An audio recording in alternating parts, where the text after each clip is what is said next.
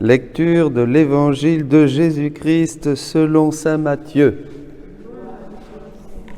En ce temps-là, Jésus disait à ses apôtres, « Voici que moi, je vous envoie comme des brebis au milieu des loups. Soyez donc prudents comme les serpents et candides comme les colombes. Méfiez-vous des hommes, ils vous livreront aux tribunaux et vous flagelleront dans leurs synagogues. Vous serez conduits devant des gouverneurs et des rois à cause de moi. Il y aura là un témoignage pour eux et pour les païens. Quand on vous livrera, ne vous inquiétez pas de savoir ce que vous direz ni comment vous le direz. Ce que vous aurez à dire vous sera donné à cette heure-là. Car ce n'est pas vous qui parlerez, c'est l'Esprit de votre Père qui parlera en vous. Le frère livrera son frère à la mort et le père son enfant. Les enfants se dresseront contre leurs parents et les feront mettre à mort. Vous serez détestés à cause de tous. Vous serez détestés de tous à cause de mon nom. Mais celui qui aura persévéré jusqu'à la fin, celui-là sera sauvé. Quand on vous persécutera dans une ville, fuyez dans une autre. Amen, je vous le dis. Vous n'aurez pas fini de passer dans toutes les villes d'Israël quand le Fils de l'homme viendra. Acclamons la parole de Dieu. Louange à toi, Seigneur Jésus. Bonjour à tous. Depuis quelques jours, nous sommes dans des évangiles qui relatent l'annonce du royaume de Dieu, les dispositions requises pour l'annoncer, les dispositions et l'attitude intérieure pour le recevoir. Tous les évangiles d'avant-hier, d'hier, voilà, les disciples annoncent. Mais aujourd'hui, l'accent est plutôt mis sur la persécution. Évidemment, quand on annonce Jésus vivant, on est persécuté. Et je remercie cette sœur qui nous a envoyé aujourd'hui, proche de chez nous, les saints martyrs d'Orange. Voilà, Avignon et Carpentras, terre pontificale, sont rattachés à la France en 1791. Désormais, les lois révolutionnaires s'y appliquent, les congrégations sont dissoutes, les religieux expulsés de leur monastère. Pourtant, une vie de prière se maintient en secret dans de petites maisons louées. Mais quand le serment de liberté et égalité est étendu aux religieuses, fin 1793, les premières arrestations ont lieu. Des sœurs issues de différents couvents sont incarcérées à la prison de la Cure à Orange et y forment une nouvelle communauté, priant et se préparant à la mort dans un complet abandon à la volonté de Dieu. Que c'est beau, voilà. Donc voyez, la persécution liée à l'annonce de l'Évangile n'est pas quelque chose de nouveau. On l'a eu bien des fois dans l'Église, dans bien des lieux, et des pays et des nations tout autour de notre terre. Des hommes et des femmes ont annoncé l'Évangile d'une manière ou d'une autre et ont été persécutés. Et aujourd'hui, on peut dire que nous sommes dans le même contexte. Faire très attention à ce que l'on dit. Il faut faut enlever les croix, enlever le nom des saints de certaines rues, comme au Canada par exemple, voilà, et etc., etc. Donc nous sommes dans un contexte de persécution. Et il faut des ouvriers courageux. Il faut des ouvriers courageux pour annoncer Jésus aux païens, et il faut des ouvriers courageux pour annoncer dans l'Église le royaume de la divine volonté. Pourquoi ? Parce que c'est ça qui va donner à ces âmes cette force de parler de la part de Dieu, d'être inspiré par l'Esprit, et de parler de la part de Dieu, de cette espérance, de ce cadeau, de ce don de la grâce qui renouvelle l'Église, même au sein de la persécution, et qui renouvellera le monde. Jésus vient, le Fils de l'homme vient. Vous n'aurez pas terminé de voyager de ville en ville, que le Fils de l'homme reviendra. C'est ça le retour du Fils de l'homme. On n'aura pas terminé d'annoncer Jésus-Christ d'un bout de la Chine jusqu'aux confins de l'Océanie, qu'il reviendra. qu'il reviendra. Et il revient. Le problème, c'est que nous avons une idée très matérielle et très imaginaire du retour de Jésus, bien sûr, mais il revient.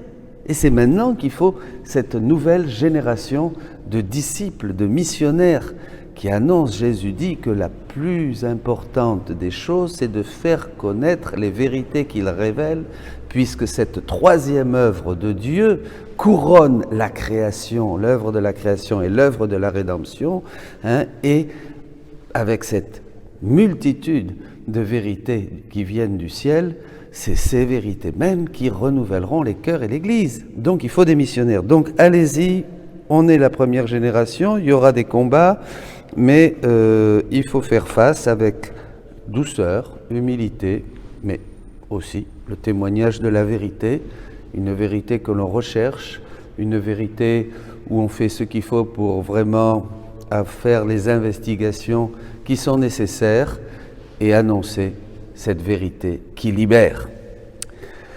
Alors là, je voudrais juste pour terminer mettre l'accent sur la persévérance, parce que celui qui persévère jusqu'à la fin sera sauvé. Beaucoup, dès que viennent les combats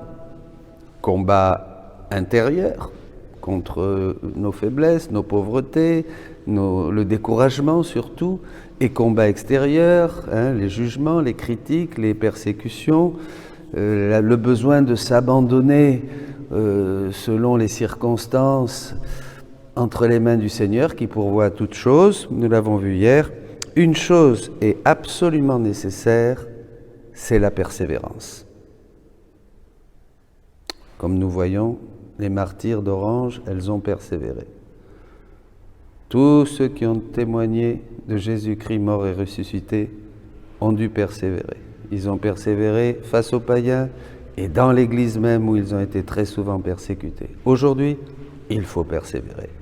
Il ne faut pas se décourager. Cette persévérance dans la poursuite du bien est la clé d'autres grâces que le Seigneur veut nous faire. Jésus, dans le livre du ciel, au volume 6, on va voir 2-3 textes qui, pour pouvoir remettre un petit peu en place cette persévérance. C'est un mot, mais concrètement, en quoi ça consiste? Après m'être donné beaucoup de peine, Jésus béni est venu et m'a dit « Ma fille, quand l'âme se dispose à faire une bonne action, ne serait-ce que dire un Ave Maria, la grâce contribue à l'accomplissement de cette bonne action.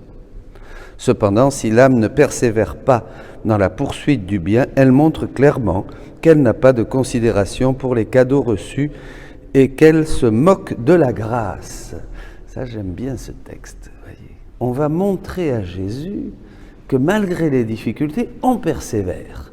Ça, c'est ce qui témoignera l'authenticité de notre recherche du bien, de notre recherche de Dieu. Et au lieu de rapidement dire « bon, ben ça ne marche pas, ben tant pis, bon, on fera autre chose », ou ceci, ben là je baisse les bras, oh ben non, voilà. Vous voyez, c'est cette persévérance, c'est ce qui plaît à Dieu. Combien de maux sont provoqués par un tel comportement? Ah oui, voilà, montre clairement qu'elle n'a pas reçu de considération pour les cadeaux reçus et qu'elle se moque de la grâce. Combien de maux sont provoqués par un tel comportement? C'est-à-dire ce comportement volage. Aujourd'hui, oui, dit Jésus, demain, non. Si ça me plaît, je le fais. Il faut un sacrifice pour faire ce bien et je n'ai pas le goût de le faire. C'est comme pour une personne qui, ayant reçu un cadeau d'un ami aujourd'hui, le retourne demain. Dans sa bonté, l'ami le renvoie de nouveau, mais après avoir gardé le cadeau pendant quelque temps, fatigué, la personne le retourne encore. Que dira l'ami? Il dira sûrement « On voit bien que cette personne n'apprécie pas mon cadeau. Qu'elle devienne pauvre ou qu'elle meure, je ne veux plus avoir affaire à elle. » Il y a des conséquences. S'il n'y a pas plus de bénédiction dans l'Église, dans notre ministère, dans les communautés, dans notre vie de laïcs, de prêtres, c'est que nous ne persévérons pas. À peine vient la difficulté, on baisse les bras. D'abord, il n'y a pas une bonne vie de prière qui soutient évidemment l'effort, permettant à la grâce, justement, par le don du Saint-Esprit, de nous donner ce don de force dont on a besoin pour être des témoins du Christ, mais en plus, très rapidement, on baisse les bras. Donc, le Seigneur, la conséquence, ne peut pas, puisque Dieu veut correspondre à notre petit oui. Dieu veut correspondre à notre foi, à notre espérance, à notre amour que nous lui manifestons dans la continuité, en persévérant. Il ne peut pas. Donc voilà, regardez nos églises. Tout est lié à la persévérance, dit Jésus. La chaîne de mes grâces est liée à la persévérance de l'âme dans sa poursuite du bien. Si l'âme s'esquive, elle rompt cette chaîne. Crac. Il n'y a plus de chaîne, c'est fini. Qui peut alors assurer qu'il y aura reprise ? Mes desseins s'accomplissent seulement en ceux dont les actes sont marqués par la persévérance. Je répète, mes desseins s'accomplissent seulement en ceux dont les actes sont marqués par la persévérance. La perfection, la sainteté, tout est lié à la persévérance. Si l'âme agit avec intermittence, si elle manque de persévérance, cela rend vains les desseins divins et compromet la perfection, sa perfection et sa sainteté. Volume 6, 29 octobre 1904. Un peu plus loin, ou un peu avant, un peu plus loin, 1905, même volume. Certainement que la chose qui me plaît le plus dans l'âme, c'est la persévérance. Car la persévérance est le sceau de la vie éternelle. Ah, ça rejoint l'Évangile. Celui qui persévère jusqu'à la fin sera sauvé. Le salut, la vie éternelle. Et du développement de la vie divine dans l'âme. Ça nous intéresse. On est dans les premiers volumes, donc après on va passer dans la vie dans la divine volonté. Jusqu'au volume 10, c'est la persévérance en tant que vertu, bien sûr. La foi, pareil. Bon. Tout comme Dieu est toujours ancien, toujours nouveau et immuable, ainsi l'âme persévérante est toujours ancienne, puisqu'elle s'exerce depuis longtemps, toujours nouvelle, puisqu'elle est toujours en train de s'exercer. C'est extraordinaire, ça. La lumière que donne Jésus. Et sans s'en rendre compte, elle est immuable, puisqu'elle est sans cesse renouvelée en Dieu. Il n'y a que le Seigneur qui peut faire des analyses comme ça. Toujours ancienne, parce qu'elle continue depuis un moment à persévérer, malgré les vents, les intempéries, les coups, les persécutions, et toujours nouvelle, parce qu'elle est toujours en train de persévérer. Donc la persévérance nous maintient dans l'instant, dans le moment de Dieu, dans le moment présent. Puisque par sa persévérance, l'âme fait l'acquisition continuelle de vie divine en elle. Elle trouve en Dieu le sceau de la vie éternelle. Peut-il y avoir un sceau plus sûr que celui accordé par Dieu lui-même ? Quelle grâce cette persévérance! Extraordinaire! Au volume 12 maintenant, là où Jésus, donc à partir du 11, commence à enseigner la vie dans la divine volonté. Ma fille, chaque action que l'âme accomplit pour moi, chaque pensée, chaque parole, chaque prière, chaque souffrance, et même un simple souvenir de moi, devient une chaîne attachant l'âme à moi. Sans violenter la volonté humaine, ces chaînes ont le pouvoir de forger la persévérance qui est le dernier pas avant que l'âme prenne possession de la gloire éternelle.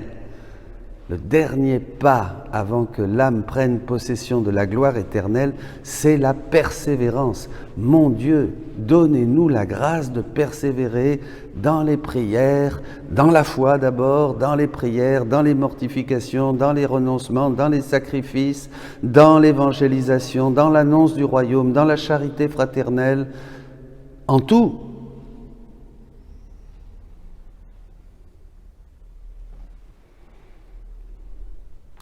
Et pour terminer, mes amis, dans le volume 30, le 30 mai 1932, alors là, on va voir cette persévérance dans ce martyre continuel de l'attention qui est le cœur même, si on peut dire, de la spiritualité, mais ce n'est pas une spiritualité, le cœur même de la vie dans la divine volonté.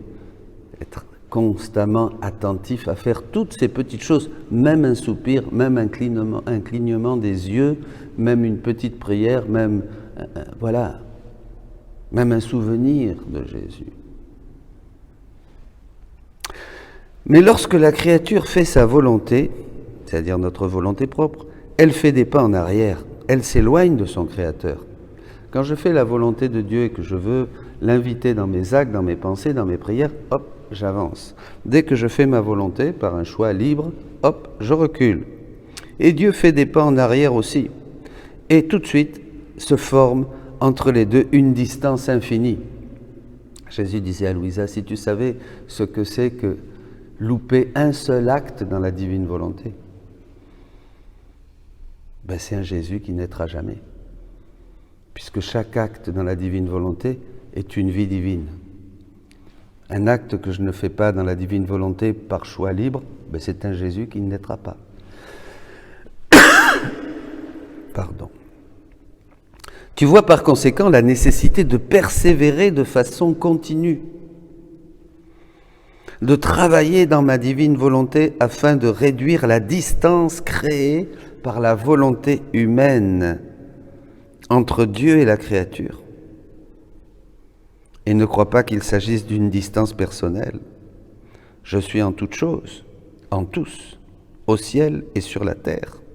La distance que forme la volonté humaine sans ma volonté est une distance de sainteté, de beauté, de bonté, de puissance, d'amour, qui sont des distances infinies que seul mon vouloir à l'œuvre dans la créature peut réunir, rejoindre et rendre inséparables l'un de l'autre, mon vouloir et la créature. Seigneur, nous entrons dans ton cœur et nous prenons cette sainte persévérance que tu as eue, Jésus, durant ta vie sur terre. Nous la faisons nôtre et nous prenons aussi tous les attributs de ta divine volonté, cette immuabilité, cette force, cette puissance, cette beauté, cette sagesse. Nous voulons que tout cela se trouve dans notre cœur comme un trésor où tu puisses y prendre, toi, tes délices. Nous voulons réjouir ton cœur avec tout ce que tu nous as donné, Jésus. Nous t'aimons, nous t'adorons et nous te remercions. Soyez bénis. Persévérez pour la possession du royaume de la divine volonté et annoncez-le, vos frères, vos sœurs, tous ceux qui vous entourent, le monde entier attend que vous parliez de la part de Dieu.